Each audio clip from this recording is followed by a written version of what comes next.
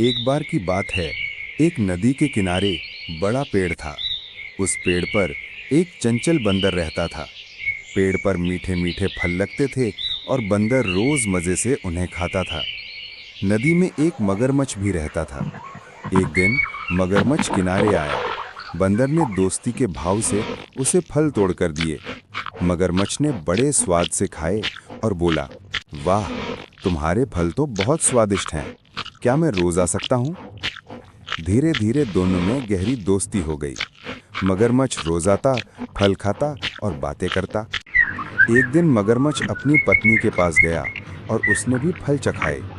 मगरमच्छन बोली, अगर ये फल इतने मीठे हैं तो सोचो उस बंदर का दिल कितना मीठा होगा। मुझे उसका दिल चाहिए। मगरमच्छ असमंजस में था, पर पत्नी की जिद के आगे झुक गया।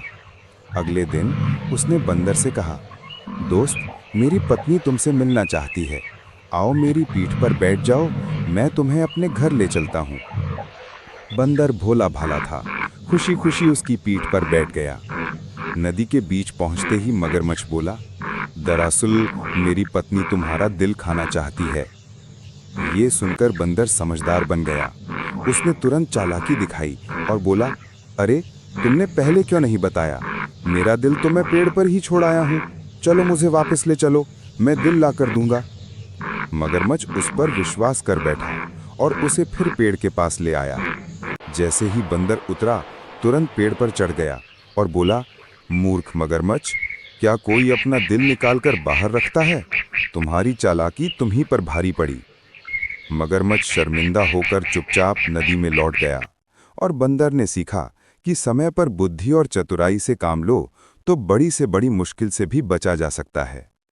ये कहानी बच्चों को दोस्ती की सच्चाई, चालाकी से बचने और समझदारी से काम लेने का संदेश देती है।